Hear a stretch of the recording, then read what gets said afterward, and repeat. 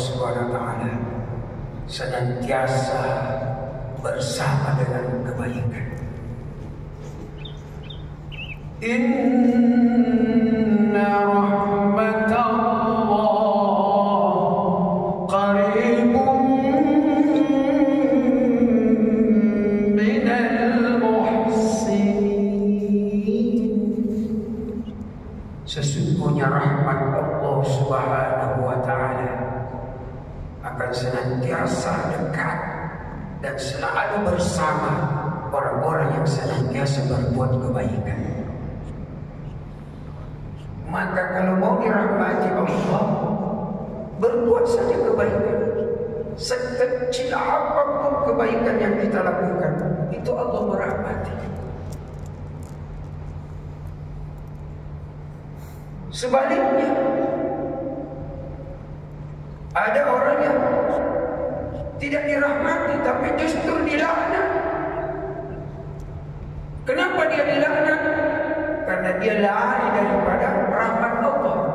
Kenapa dia lari dari rahmat Allah? Karena dia tidak berbuat kebaikan. Bukankah berbohong itu adalah keburukan dan dosa? Dan itu orang yang berbohong dilaknat oleh Allah. Ala la'natullahi 'alal kadhibin. Laknat Allah atas orang-orang yang suka berdusta alias bohong.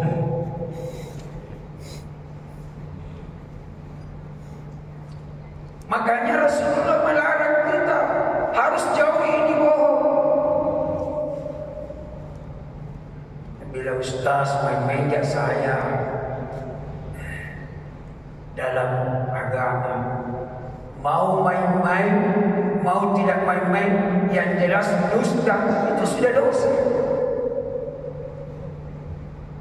Ya. Nabi sudah mengatakan, iyyakum wal kadzib fa innal kadziba yahdi ila al-fujur wa innal fujura yahdi ila an-nar.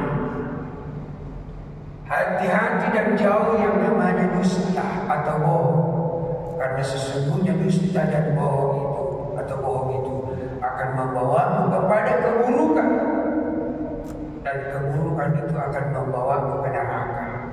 Nauzubillah. Jadi hati-hati.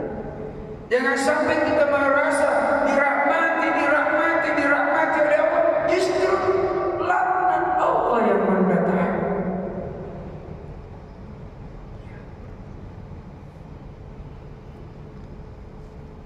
Banyak yang mengundang laknat Allah, berbuat zalim.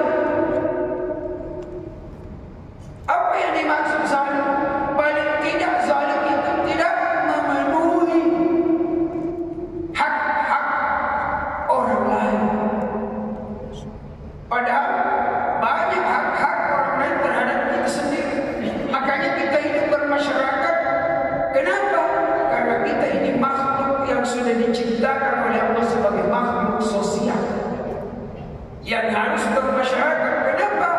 Karena hak kita dengan orang lain ada, hak orang lain terhadap kita ada. Maka siapa yang tidak memenuhi hak-hak orang lain terhadap dirinya dan dia tidak memenuhi, maka semua itu namanya zalim. Hak-hak diri kita ada, hak Allah terhadap kita, hak kita terhadap Allah ada. Ketika kita menjalankan dengan baik, maka kita dirahmati oleh Allah. Tapi ketika tidak, kita termasuk zalim. Minimal zalimun bi nafsi, menzalimi diri sendiri. Ada hak-haknya tubuh terhadap diri kita. Waktunya tubuh untuk tidur, kita tidak kasih haknya, dia bisa demonstrasi.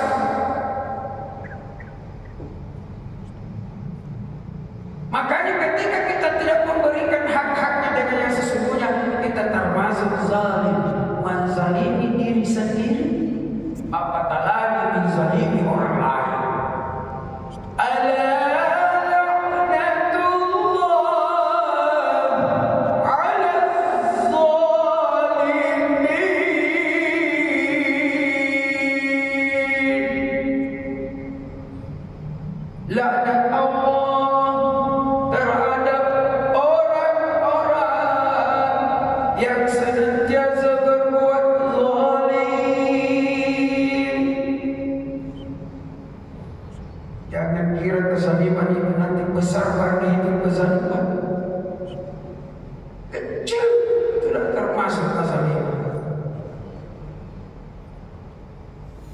Makanya mencuri itu biar sedikit kita curi, sebab sama hukumnya, namanya juga mencuri.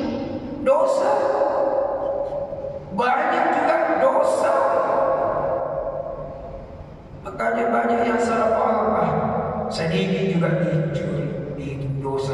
Lebih sekali banyak. Korupsi. Karena banyak dan kecil sama di dosa. Yang penting perbuatannya yang masak kami. Nauzubillah min zalik. Ini orang-orang yang tidak benar imannya. Ya. Dia tidak menempatkan dirinya sebagai orang-orang yang dirahmati oleh Allah Subhanahu wa taala. Bukankah Allah menyampaikan kepada kita? Wa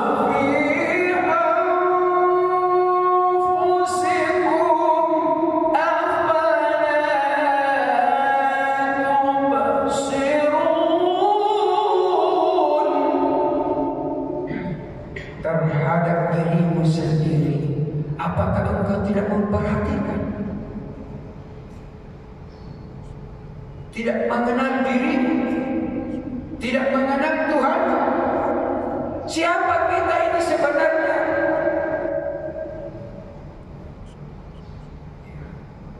Maka kita tidak menyadari siapa kita ini sebenarnya. Disinilah sempatnya setan iblis menjadikan kita sebagai permainannya. Jadi jangan kita mau dimaini oleh iblis alias syaitan alaihi laknatullah.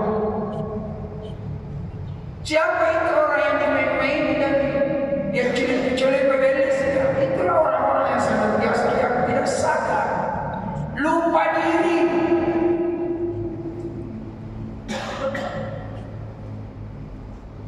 Karena dia menganggap ini perbuatan haknya, padahal haknya orang lain terbuat salah.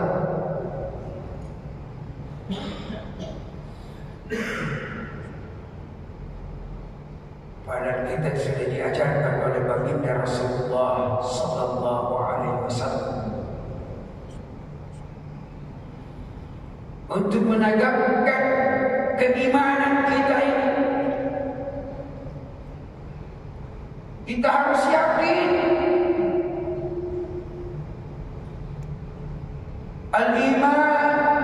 iman itu antu'minu billah, meyakini dan percaya Allah Subhanahu wa taala sesembahan satu-satunya.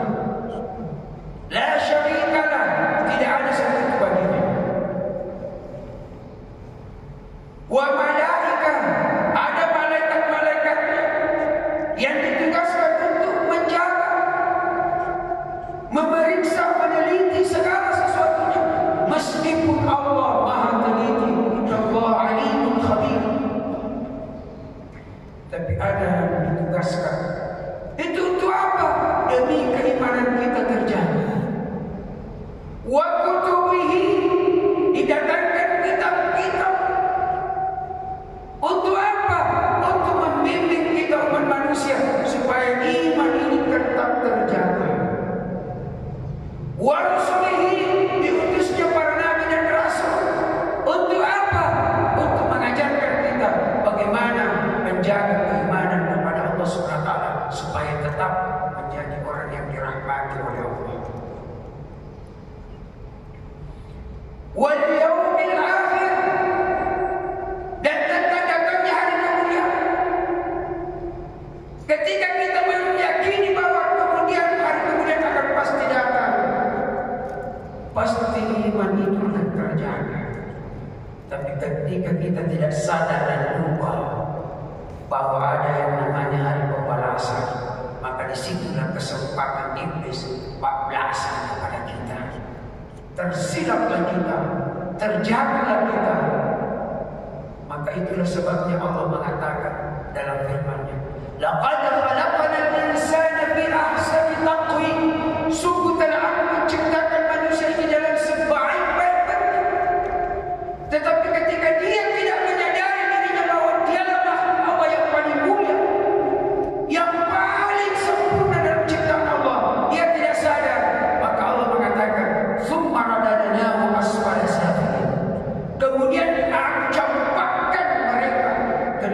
kehinaan yang paling rendah, lebih rendah dari binatang. Bukankah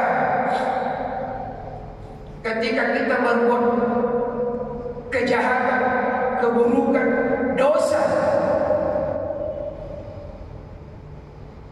yang namanya zina, sama-sama, tapi Allah mengatakan mereka itu kal'an'am, bagaikan seperti hewan, balhum adall, bahkan lebih hina dan lebih rendah daripada hewan. Karena kita ini dikasih akal, ada iman yang mengontrol, tapi ketika kita tidak menyadari diri kita sesungguhnya, maka disitulah kita tersilap dan kebablasan iblis ketawa. Wa bil khair wa bi syarri qadrihi wa khair. Ada namanya iman takdir, baik dan buruk. Itu ketika kita menyadari bahwa segala sesuatunya Allah sudah takdirkan, maka tidak mungkin jiwa ini akan merontak. Tapi ketika kita tidak sadar bahwa siapa kita yang sesungguhnya, maka kita terlena. Ketika kita diberikan takdir yang buruk yang sudah ditentukan oleh Allah, kita merontak karena tidak sadar. Tapi bagi mereka yang sadar, pasti berucap, Inna lillahi wa inna ilaihi raji'un. Segalanya ini adalah milik Allah. Harta kita terbakar, harta kita terbawa banjir, mobil kita kecelakaan dan sebagainya. Ketika kita sadar bahwa kita ini hanya dipinjami oleh Allah, pasti hanya kita berkata, ini qadar Allah yang Allah sudah takdirkan untukku, baik maupun buruk. Itu sudah qadar dan qadar. Maka kita menerima dengan berlapang dada. Tapi ketika kita mengomel dan sebagainya dan berkata-kata yang lain, seandainya, bagaimana, seumpama, disinilah kesempatan iblis laknatullahi alaihi berkesempatan merasuki dalam jiwa kita. Alladzi yuwaswisu fi sudurin nas, yang senantiasa membisik-bisikkan dalam hati manusia, dalam sanubari manusia. Maka disitulah kita merupakan terlena dan terbawa lagi godaan syaitan alaihi laknatullah.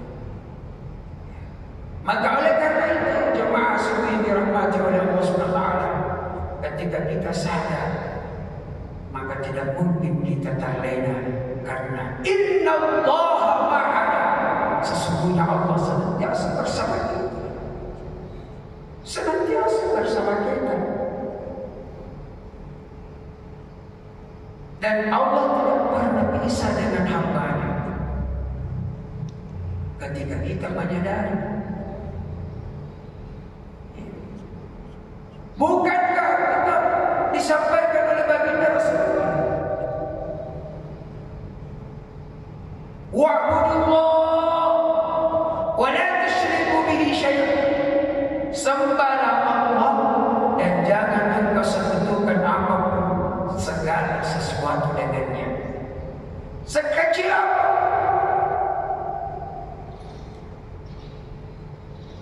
Makanya al-ihsan, berbuat ihsan itu an-ta'budullah ka'annaka tarahu fa in lam yakun tarahu fa innahu yarak. Yang terbaik itu ketika kita menyembah kepada Allah seolah-olah kita berjumpa melihat Allah. Tidak mampu setingkat itu yakin bahwa Allah Maha melihat.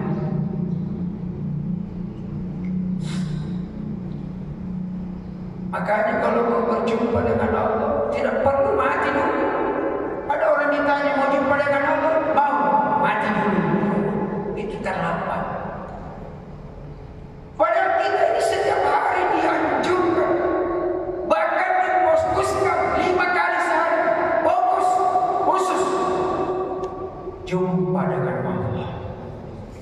Bukankah Nabi bersabda, "As-salatu mi'rajul mu'minin." Salat itu adalah media untuk jumpa kepada Allah. Salat. Maka siapa yang selalu khusyuk salatnya, maka itulah orang yang sadar siapa kita dan siapa saya sesungguhnya. Inni Abdullah. Kita ini hamba. Kita ini hamba. Hamba Allah Subhanahu wa ta'ala.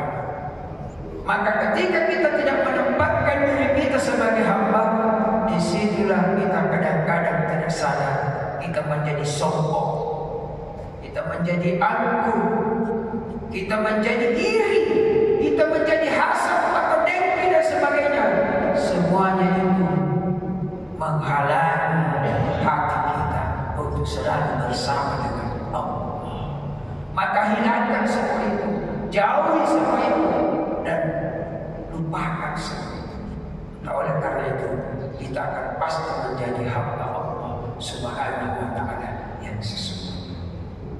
Bapak Ibu yang dirahmati oleh Allah Subhanahu wa ta'ala, mudah-mudahan apa yang saya sampaikan ini ada berkah dan manfaatnya. Mudah-mudahan ini yang disampaikan kita bisa melanjutkan dengan hakikat daripada kehidupan ini. Mari kita berdoa kepada Allah Subhanahu wa ta'ala, semoga kita senantiasa menjadi hamba-hamba Allah yang sesungguhnya di sisi Allah Subhanahu wa ta'ala. Bismillahirrahmanirrahim. Alhamdulillahirabbil alamin. Hamdan yu'ti ni'mah wa yukafi mazida. Rabbana lakal hamdu kama yanbaghi li jalali wajhikal karim wa sultan. Allahumma salli ala sayyidina Muhammadin wa alihi wasallam ajma'in. Rabbana taqabbal minna innaka antas samiul alim. Wa tub alaina innaka antat tawwabur rahim. Ighfir lana fa innaka antal ghafurur rahim. Wahdina wa barik lana ووفقنا لطاعتك أجمعين.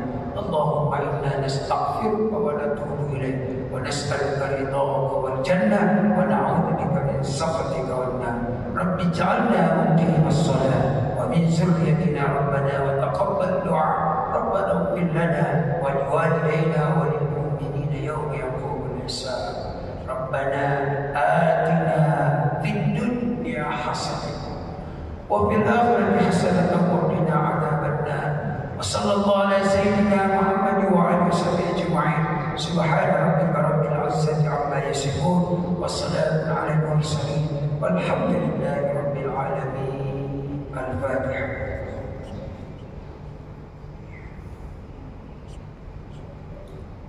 Amin ya rabbal alamin. Terima kasih atas perhatiannya. Mohon maaf atas segala.